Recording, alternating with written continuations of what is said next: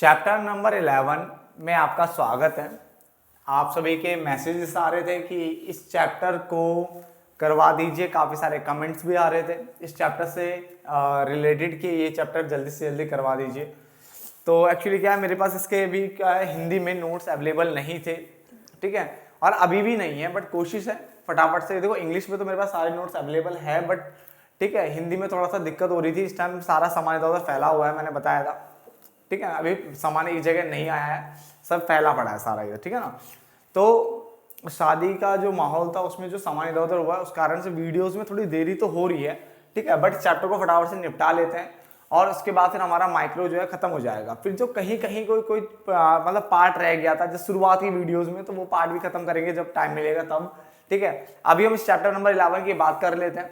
बहुत सारे बच्चे ना इंस्टा पे मैसेज करते हैं और बोलते हैं कि वीडियो थोड़ी सी टेढ़ी आती है। वैसे देखो अभी जो है ना, जो भी है वो सब यही है। मैंने आपको दोबारा बताया था, स्मार्ट बोर्ड मेरे पास अवेलेबल नहीं है कि मैं आपको एज इट मतलब सब कुछ एकदम प्रॉपर वे में करवा सकूँ। टाइम लगता है इसमें, पहले नोट्स लिखना, फिर बोलना, देन एडिटिंग करना, वॉइस को इंक्रीज करना, ठीक है, जो ऑडियो है, ठीक है ना, उसको बढ़ाना, काफी सारे लगता है, तब जाकर के एक वीडियो बनती है। 3-4 घंटे का पूरा प्रोसेस हो जाता है पूरा, है ना, करने में।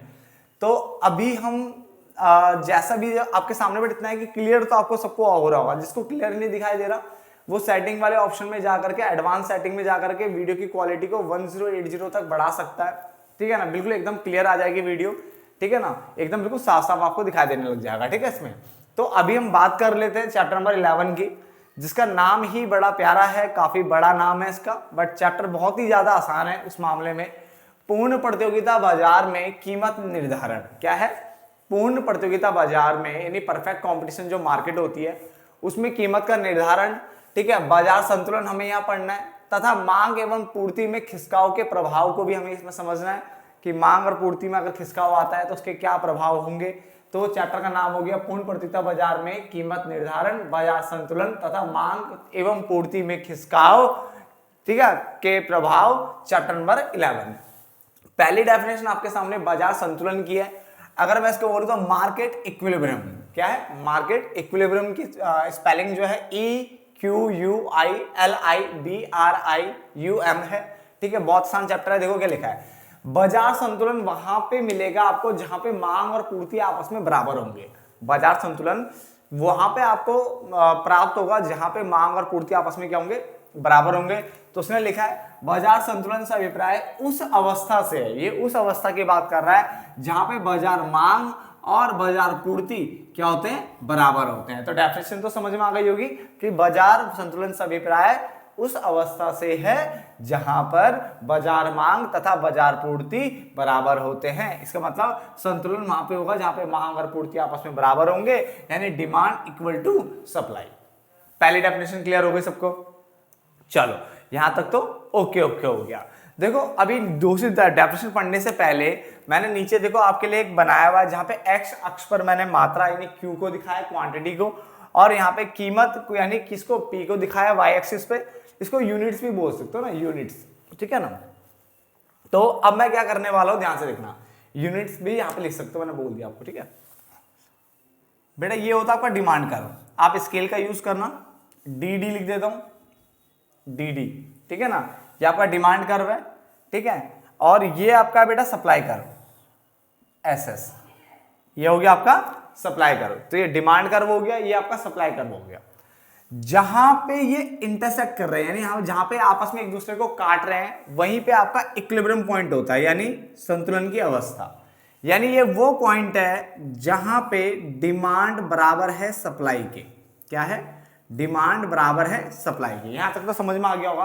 तो मैंने ये चीज समझाई है, बाजार संतुलन से अभिप्राय उस अवस्था से है जहां पर बाजार मांग और बाजार पूर्ति आपस में क्या होते हैं? बराबर होते हैं। तो ये आपका मांग का वक्र हो गया, ये पूर्ति का वक्र हो गया। जहां पे बराबर होंगे वहां पे क्या हो जाएगा? वहां पे आपका संतुलन की अवस्था हो जाएगी। क्लियर पहला पॉइंट। पॉइंट नंबर 2, संतुलन कीमत क्या होती है, यानी इक्विलिब्रियम प्राइस होता क्या? तो मैंने कहा संतुलन कीमत वह कीमत है जो वस्तु की बाजार मांग और बाजार पूर्ति के बीच समानता को दर्शाती है। यानी इसका मतलब जहां पे मांग और पूर्ति दोनों बराबर होंगे उस टाइम पे जो कीमत होगी, यानी अगर मैं इसको स्केल से खींचूं, स्केल से अगर हम करें तो ये कुछ सीधी सीधी सीधी यहां पे आएगी। तो यहाँ पे जो कीमत होगी ये आपकी संतुलन कीमत है बेटा, ठीक है। तो संतुलन कीमत क्या है? संतुलन कीमत वह कीमत है जो वस्तु की बाजार मांग और बाजार पूर्ति के बीच में समानता को दिखाती है। इसका मतलब जिस कीमत पर, आप ऐसे भी लिख सकते हो, जिस कीमत पर, यह वह कीमत है जहां पर बाजार मांग और बाजार पूर्ति क्या होते हैं? बराबर होते हैं। जिस कीमत पर बाजार मांग और बाजार पूर्ति आपस में बराबर होते हैं उसी को संतुलन कीमत कहते हैं। क्या कहते हैं? संतुलित कीमत कह लो या संतुलन कीमत कह दो। समझ में आ गया? तो 2 पॉइंट तो क्लियर हो गए आपके।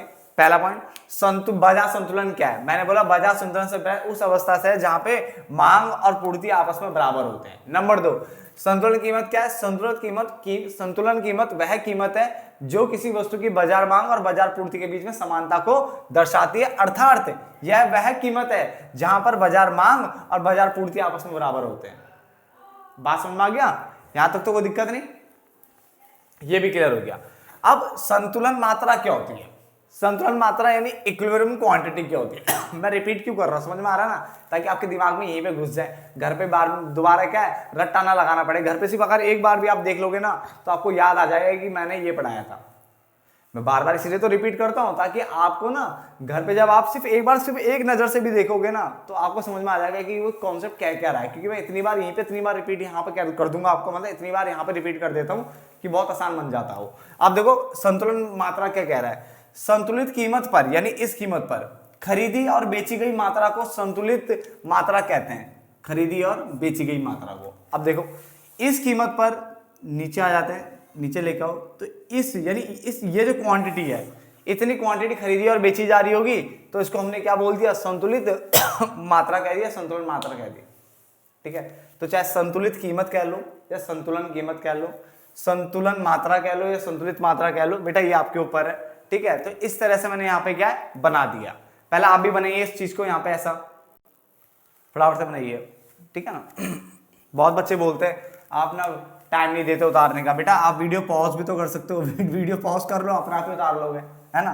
ये पी को क्या बोलेंगे हम? संतुलित या संतुलन कीमत। क्या बोलते हैं? संतुलन कीमत। ठीक है, और क्यू को क्या बोलेंगे हम? संतुलन मात्रा। क्या बोलेंगे? संतुलन मात्रा। क्लियर? तो आपको अच्छे से समझ में आ गया होगा। जहां पे क्रॉस करेंगे वो संतुलन की अवस्था, उस पे जो कीमत होगी वो संतुलन कीमत, और जो मात्रा होगी वो संतुलन मात्रा। नोट डाउन करो।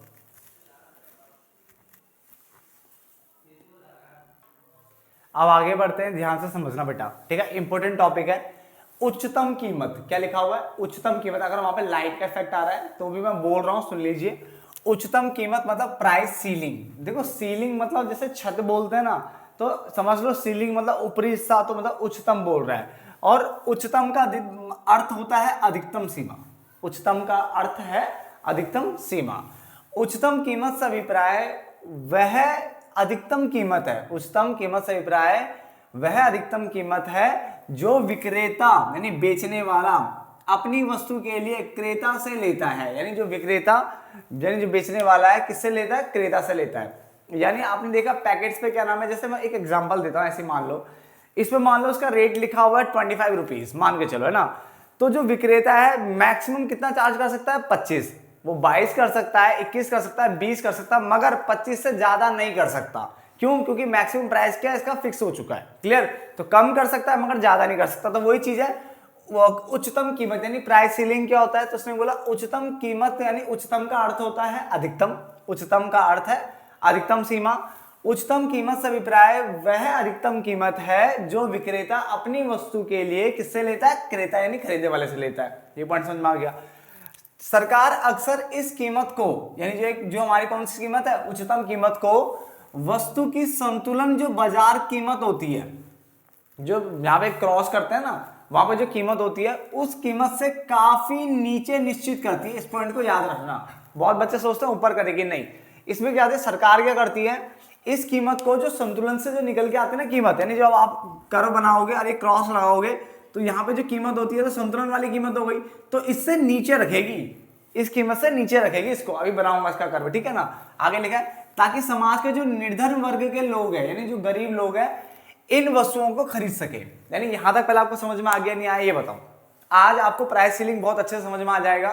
जो अब तक बच्चों के दिमाग से हट रही थी टॉपिक, ये पूरा अच्छे से समझ में आएगा, इतना कंटेंट मैंने लिखा हुआ है। क्लियर। उच्चतम मतलब अधिकतम सीमा। नंबर 2, उच्चतम कीमत से अभिप्राय उस कीमत से है जो विक्रेता अपनी वस्तु के लिए क्रेता से लेता है। यहां तक समझ में आ गया। और सरकार क्या है, अक्सर इस कीमत को जो संतुलन बाजार की जो कीमत होती है, संतुलन बाजार की जो कीमत होती है उससे काफी नीचे निश्चित करती है, ताकि समाज के जो निर्धन वर्ग के जो लोग हैं, गरीब लोग हैं, इन वस्तुओं को खरीद सके। यहां तक समझ में आ गया। देन उच्चतम कीमत आमतौर पर आवश्यक वस्तुओं, जो एसेंशियल ऑफ लाइफ होता है, यानी जो लाइफ के लिए बहुत जरूरी होती है, उन वस्तुओं पर रखा जाता है सरकार के द्वारा, जैसे अनाज, चीनी, नमक, मिट्टी का तेल, केरोसिन है ना, ऑयल हो गया, और दवाइयों, ठीक है, आदि पर लगाई जाती है। तो ये जो चीजें हैं कैसे आवश्यक वस्तुओं पर लगाई जाती है, क्या चीज, ये उच्चतम कीमत। क्लियर हो गया। किसी वस्तु तथा सेवा की सरकार द्वारा निर्धारित ऊपरी सीमा को, अगर सरकार किसी वस्तु और सेवा की क्या कोई उच्चतम कीमत यानी ऊपरी सीमा को निर्धारित कर रही है, तो उसको बोलते हैं उच्चतम निर्धारित सीमा कहते हैं। क्या कहते हैं, उच्चतम निर्धारित सीमा कहते हैं, जो कि यही है। ठीक है, खाली लाइन बढ़ाने का एक तरीका ही है। ठीक है, ध्यान से देखो, किसी वस्तु तथा सेवा की सरकार द्वारा, किसके द्वारा, सरकार द्वारा निर्धारित कीमत की, जो कीमत निर्धारित की है उसकी जो ऊपरी सीमा होगी, जो किसी वस्तु तथा सेवा की सरकार द्वारा निर्धारित कीमत की ऊपरी सीमा को उच्चतम निर्धारित सीमा कहते हैं। यहां तक भी समझ में आ गया। इस कीमत पर बाजार मांग बाजार पूर्ति से अधिक होती है, ये याद रखना। इस कीमत पर बाजार मांग क्या होगी, बाजार पूर्ति से अधिक होगी। अब जब मांग अधिक होगी यानी डिमांड जो है वो ज्यादा होगी, किससे, सप्लाई से, ये वो कंडीशन होगी, तो उसका मतलब यह है अधिमांग, अधि मतलब ज्यादा, तो ये ज्यादा मांग की स्थिति को दर्शाती है, यह अधिमांग की स्थिति को दर्शाती है। और इस अधिमांग को सरकार को अपने स्टॉक से पूरा करना होता है, यानी अपने जो स्टॉक मेंटेन कर रखा रहता है, स्टॉक गोडाउन भर भर के रखे रहते हैं, वहां से पूरा करना होता है। अगर नहीं कर पाई, अन्यथा यह काला बाजारी को बढ़ावा देगा। किसको बढ़ावा देगा, काला बाजारी को बढ़ावा देगा। बात को समझते बेटा एक बार और, क्या बोला मैंने कहा उच्चतम कीमत यानी प्राइस सीलिंग। उच्चतम मतलब अधिकतम सीमा, मैक्सिमम कितना जा सकता है, तो उसने बोला उच्चतम कीमत से अभिप्राय अधिकतम कीमत से, उच्चतम कीमत से अभिप्राय अधिकतम कीमत से है, मतलब जो विक्रेता अपनी वस्तु के लिए क्रेता से लेता है। तो उच्चतम कीमत से अभिप्राय वह अधिकतम कीमत है जो विक्रेता अपनी वस्तु के लिए क्रेता से लेता है। सरकार अक्सर इस कीमत को वस्तु की जो संतुलन बाजार कीमत होती है उससे काफी नीचे निश्चित करती है, ताकि जो निर्धन वर्ग के लोग हैं, जो गरीब लोग हैं, इन वस्तुओं को खरीद सके। उच्चतम कीमत आमतौर पर आवश्यक वस्तुओं पर लगाई जाती है, जो कि अनाज, चीनी, नमक आदि हो सकते हैं। ठीक है, आगे और भी नाम लिखे हैं। किसी वस्तु तथा सेवा की सरकार द्वारा जो निर्धारित कीमत की जो ऊपरी सीमा होती है उसको क्या कहते हैं, उच्चतम निर्धारित सीमा कहते हैं।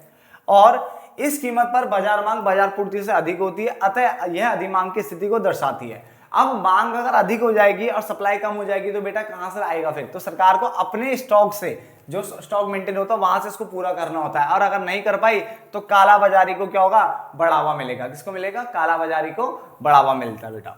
ठीक है, फटाफट से नोट डाउन करो, उसका कर्व बनाते हैं। आप ध्यान से देखिए बच्चा, क्या करना है, सबसे पहले हमें इसको कर्व बनाना है। कैसे, देखो वही एक्स अक्ष पे मैंने यूनिट्स यानी मात्रा लिया, यूनिट्स आप लिख सकते हो, क्यू लिख सकते हो, क्वांटिटी, यहाँ पे कीमत यानी पी हो गया। ठीक है ना, अब यहाँ पे जीरो लिया है, तो सबसे पहले तो हम डिमांड कर्व खींच लेंगे, डी और डी, डिमांड कर्व हो गया।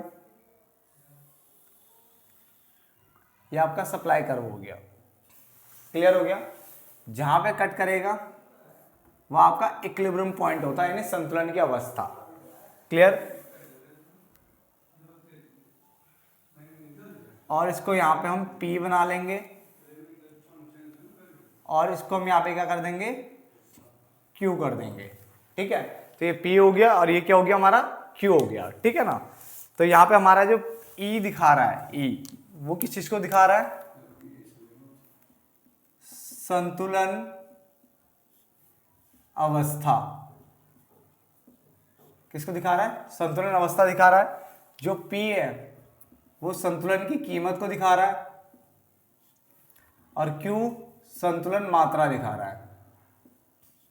E हो गया संतुलन अवस्था, P हो गया संतुलन कीमत, ठीक है ना, और Q जो है वो संतुलन मात्रा बता रहा है। यहाँ तक तो समझ में आ गया। अब करना क्या है हमें यहाँ पे सारे कर्व में, हमें इस तरह से, ठीक है, इससे मैंने क्या कहा, जो सरकार है इस कीमत को इससे काफी नीचे तय करती है।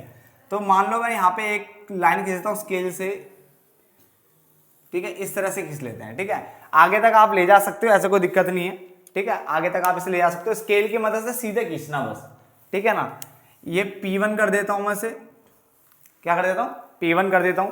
ये आपकी उच्चतम कीमत होती है बेटा, क्या होती है इसे, उच्चतम कीमत बोला जाता है,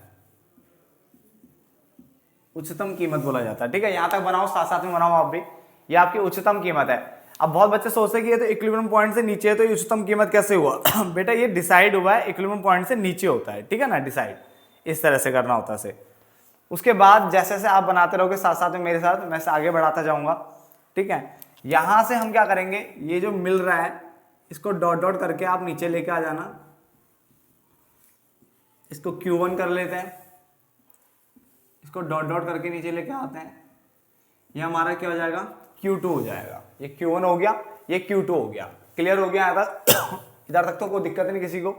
अब यहाँ पे देखने को क्या मिल रहा है कि जो डिमांड है ना बच्चे, डिमांड आपका क्या है, बढ़ गया है। देखो डिमांड आपका ज्यादा हो रहा है और सप्लाई आपकी क्या है, पीछे की ओर जा रही है। यानी इस अवस्था से देखो ना, डिमांड क्या हुआ, Q से कहां पहुंच गया, डिमांड पे देखो, डिमांड पे टच कर रहा है, Q से Q2 हो गया डिमांड, और जो आपका सप्लाई है वो Q से कहां पहुंच गया, Q1 पे आ गया। तो तभी तो बता रहे हैं, ये वो सिचुएशन हो रही है जहां पे आपका जो है डिमांड जो है ज्यादा और सप्लाई क्या कम, क्योंकि ये वाली अवस्था थी संतुलन मात्रा, ये संतुलन मात्रा थी। अब आपकी मात्रा यहां से यहां खिसकी मात्रा, डिमांड की केस में देखो डिमांड तो बढ़ गई है, इस मात्रा से डिमांड आगे चले गई है, और यहां से जो है जो पूर्ति वाला जो कर्व है वो पीछे क्या हो, देखो यहाँ पे इस जगह क्या बोलते हैं, कट कर रहा है, इस जगह पे टच कर रहा है ना, तो पीछे आ गया है, ठीक है ना। फटाफट से बनाओ उसे, फटाफट से जल्दी बनाइए फटाफट।